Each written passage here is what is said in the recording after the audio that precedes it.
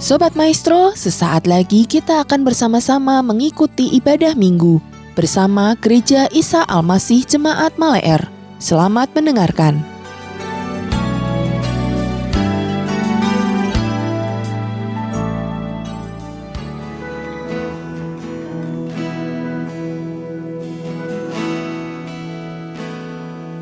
Kau membuatku sesuai rencanamu.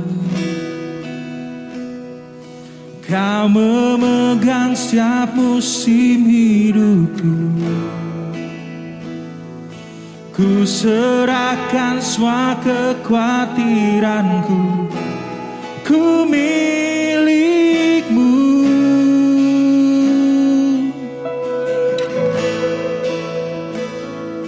Semua kekuranganku Kau pun tahu. Tetap Kau pandang indah dalammu. Ku angkat tanganku dan berseru, ku milikmu. Mari umat Tuhan katakan, Kau membuatku sesuai rencanamu.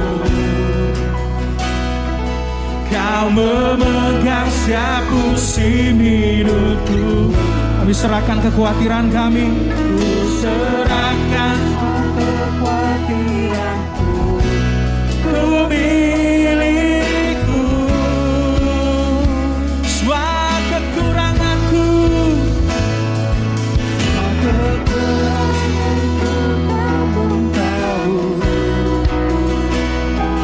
Tetap Kau pandang indah dalammu. Ku angkat tanganku dan berseru, ku milikmu.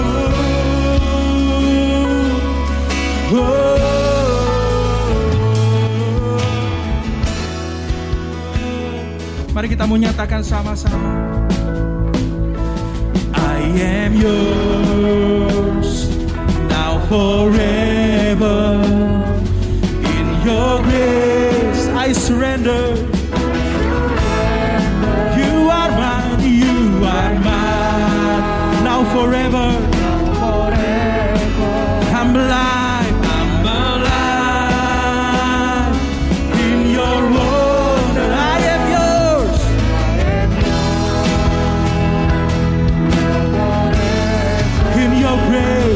In your grace, I surrender.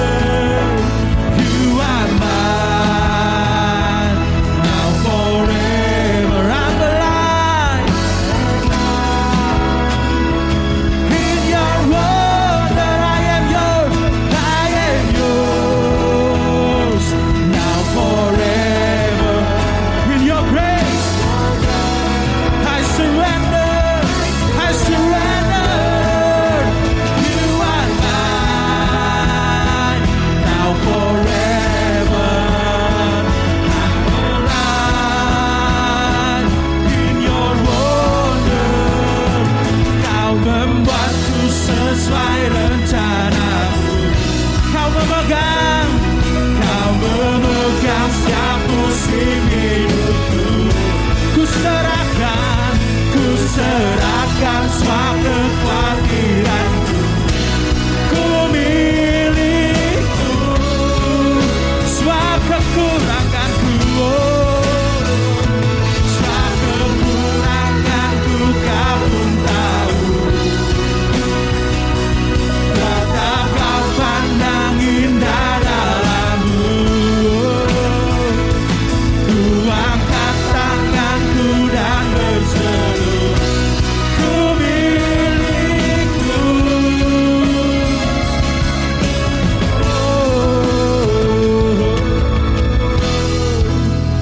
Kami tahu kami milikmu Tuhan. Aku milikmu Tuhan, kami milikmu Yesus. Terima kasih Yesus. Kami percaya Tuhan Kau hadir. Terima kasih Yesus.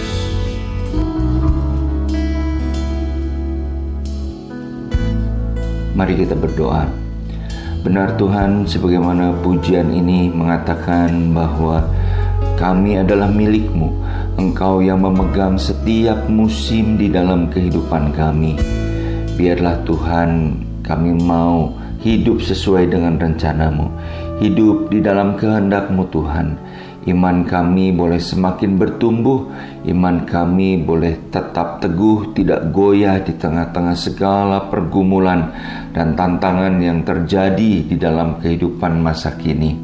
Karena kami mau Tuhan hidup sesuai dengan rencana-Mu. Saat ini kami mau teduhkan hati kami untuk bersama-sama merenungkan firman-Mu.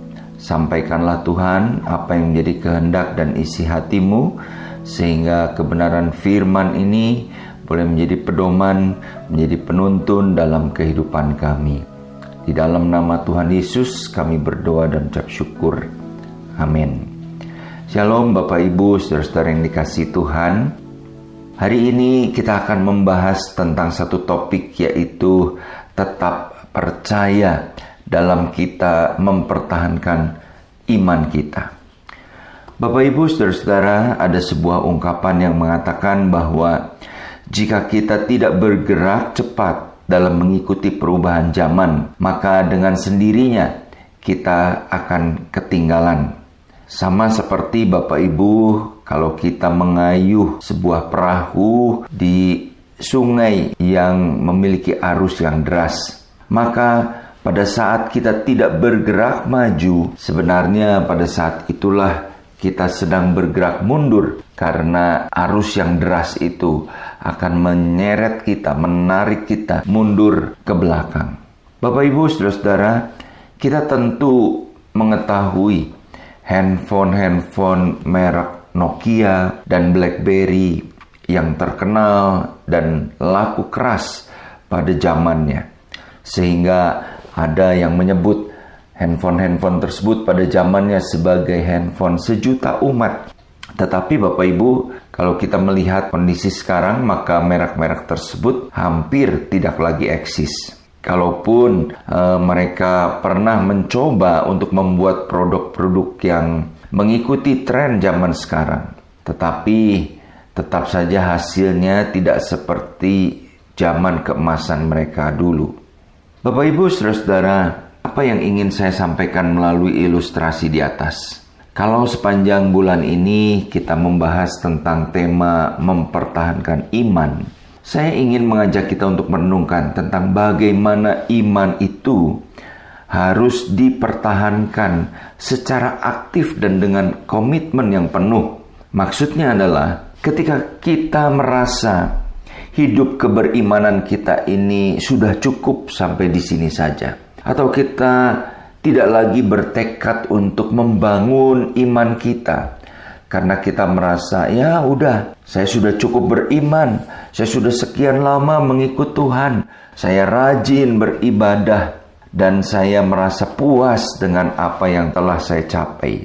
Maka pada saat itulah Bapak Ibu saudara-saudara, kita sedang bergerak menuju kemunduran dan kemerosotan iman.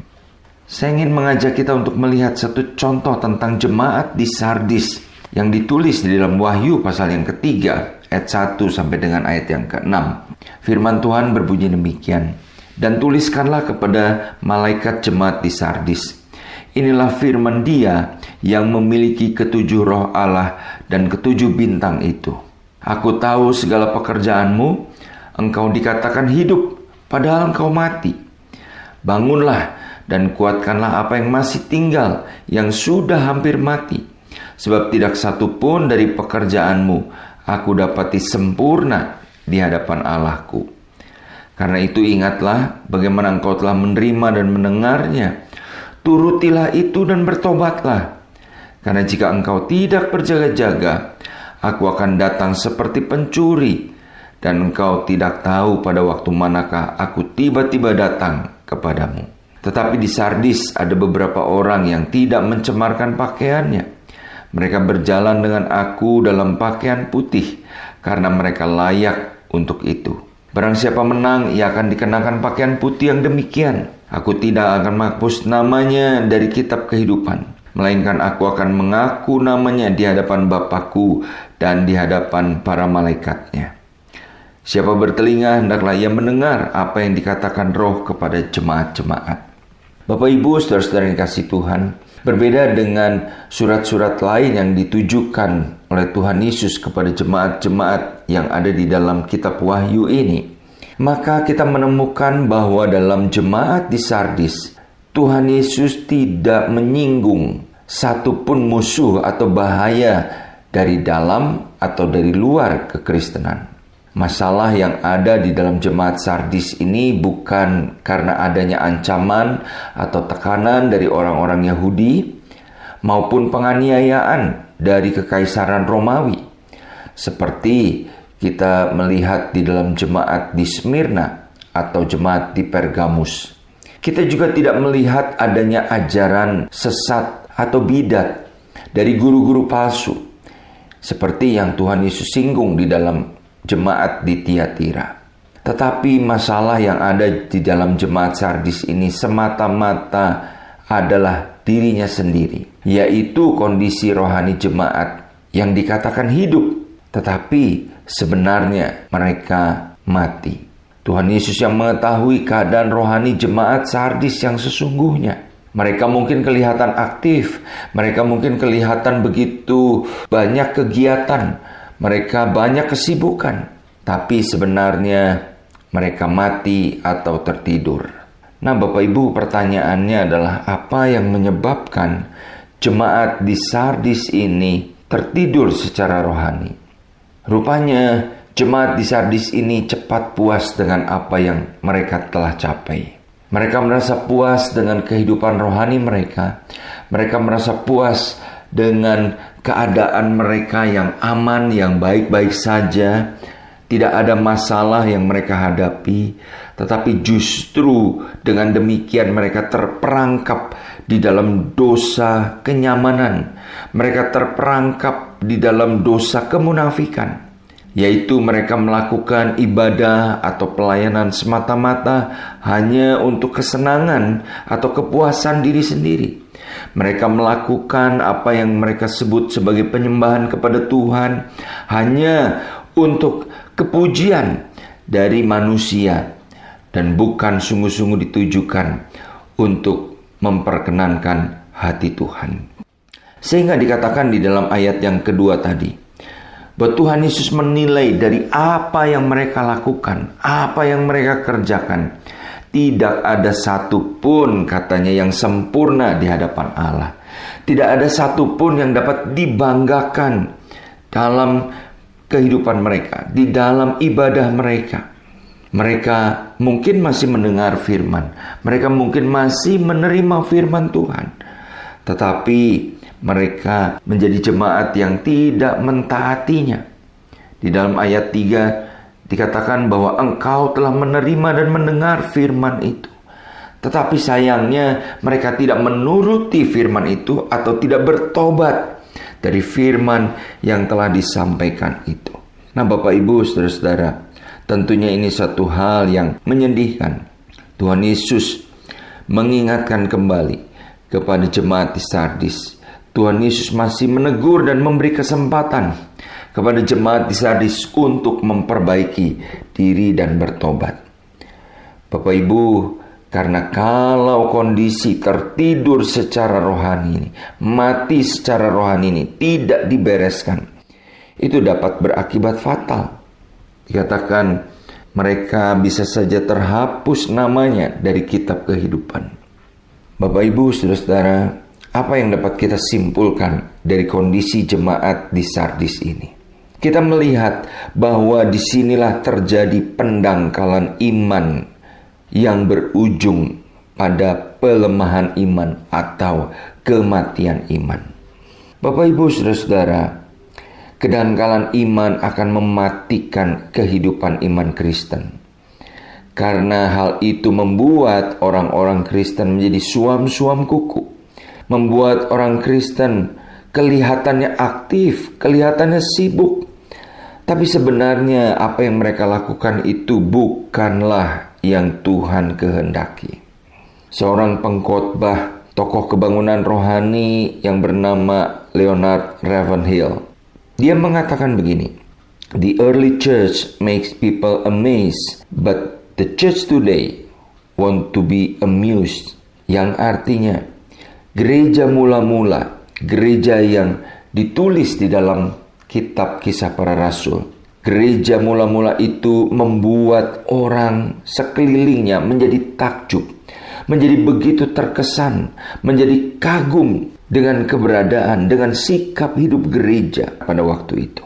Tetapi gereja masa kini, kata Leonard Ravenhill, adalah gereja yang ingin semata-mata menghibur jemaatnya. Sehingga jemaat menjadi orang-orang yang hanya merasa puas kalau gereja itu menyampaikan khotbah-khotbah yang menyenangkan telinga, memberikan hiburan, memberikan satu khotbah yang enak didengar. Nah, Bapak Ibu, ini adalah pergumulan, ini adalah tantangan yang dihadapi oleh gereja masa kini. Sama seperti yang Paulus ingatkan kepada Timotius, bahwa pada akhir zaman orang hanya hidup untuk memuaskan telinga mereka sendiri. Sebagaimana Paulus katakan di dalam 2 Timotius 4 ayat yang ketiga sampai 4. Karena akan datang waktunya orang tidak lagi menerima ajaran sehat, tetapi mereka akan mengumpulkan guru-guru menurut kehendaknya untuk memuaskan keinginan telinganya. Mereka memalingkan telinganya dari kebenaran dan membukanya bagi dongeng. Bapak, Ibu, saudara-saudara, inilah yang sedang dihadapi oleh gereja masa kini. Ancaman bahwa kita menjadi gereja yang hanya sekedar menghibur, menjadi gereja yang hanya sekedar memuaskan keinginan telinga manusia, dan tidak lagi mau menerima ajaran yang sehat. Ajaran tentang kebenaran, ajaran tentang kekudusan, ajaran tentang bagaimana hidup di dalam kebenaran. Nah, Bapak Ibu, ini merupakan suatu hal yang memprihatinkan. Bagaimana dengan kita, Bapak Ibu? Apakah saat ini kita sedang mengalami pendangkalan iman? Dan Bapak Ibu, saya ingin katakan, sama seperti sebuah sungai atau sebuah danau yang mengalami pendangkalan, maka kita tidak akan pernah menyadari terjadinya pendangkalan itu sampai datangnya banjir. Karena pendangkalan itu dimulai dari dalam. Kita tidak melihat, mungkin level air pada sungai itu, pada danau itu biasa saja. Tetapi sebenarnya yang terjadi di bawahnya, karena mungkin sampah, karena mungkin kotoran, telah membuat sungai itu atau danau itu menjadi dangkal. Dan akibatnya pada waktu banjir datang, volume air naik mungkin dari hulu sungai tersebut. Apa yang terjadi? Kemudian sungai yang dangkal itu mengakibatkan banjir bagi daerah di sekitarnya. Bapak, Ibu, saudara-saudara, ini menjadi sesuatu hal yang berbahaya di dalam kehidupan gereja Tuhan. Dalam konteks kita mempertahankan iman, kedangkalan rohani itu merupakan bahaya yang sangat signifikan yang perlu kita waspadai. Bapak, Ibu, saudara-saudara yang dikasihi Tuhan, kehidupan rohani jemaat di Sardis menjadi pelajaran rohani yang sangat berharga bagi kita, gereja Tuhan yang hidup pada masa kini. Jikalau kita tidak waspada, jikalau kita terlena dengan kenyamanan yang sedang kita hadapi, bisa jadi iman kita menjadi dangkal. Pada akhirnya kita mengalami kemunduran. Pada akhirnya kita mengalami kematian secara rohani. Kita diingatkan, Bapak Ibu, hari-hari ini, mari kita tetap mempertahankan iman kita. Kita terus berjaga-jaga dalam melakukan ibadah kita, dalam melakukan pelayanan kita. Hendaklah kita memiliki hati yang tulus mengasihi Tuhan, hati yang rindu untuk menyenangkan hati Tuhan. Kita tidak bermain-main dengan dosa, Kita tidak kompromi dengan dosa. Kita tidak kompromi dengan kenyamanan yang ditawarkan oleh dunia ini. Tetapi kita mau hidup sesuai dengan apa yang menjadi kehendak Tuhan. Sebagai penutup saya akan membacakan dari Ibrani pasal yang ke-10 ayat yang ke-35. Sebab itu janganlah kamu melepaskan kepercayaanmu, karena besar upah yang menantinya. Sebab kamu memerlukan ketekunan, supaya sesudah kamu melakukan kehendak Allah, kamu memperoleh apa yang dijanjikan itu.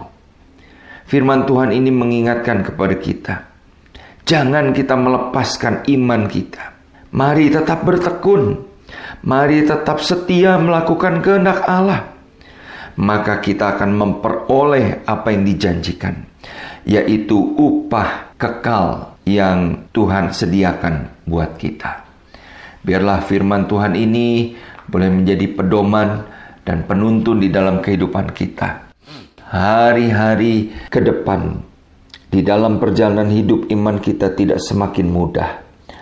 Tantangan bukan hanya kesulitan, bukan hanya ancaman, bukan hanya aniaya, tetapi juga tantangan kenyamanan bisa menggerogoti iman kita. Mari kita terus mempertahankan iman dengan sikap hati yang benar. Amin. Bapa di surga, terima kasih untuk kebenaran firman-Mu.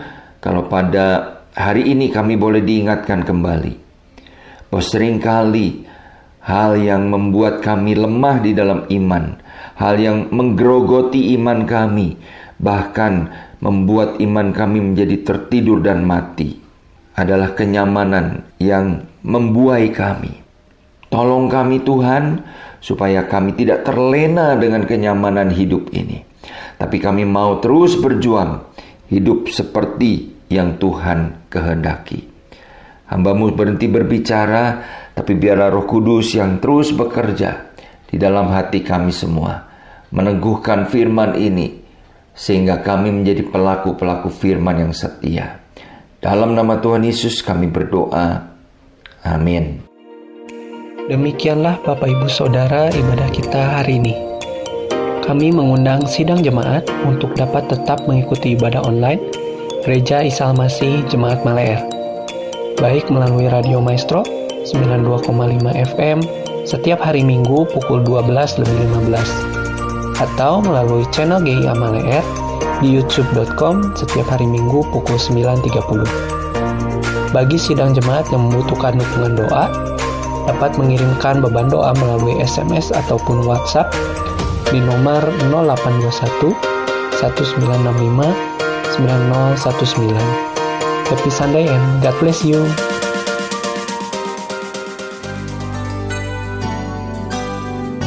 Sobat Maestro, Anda baru saja mendengarkan ibadah minggu bersama Gereja Isa Almasih Jemaat Maleer. Terima kasih atas kebersamaan Anda. Selamat hari Minggu dan Tuhan memberkati.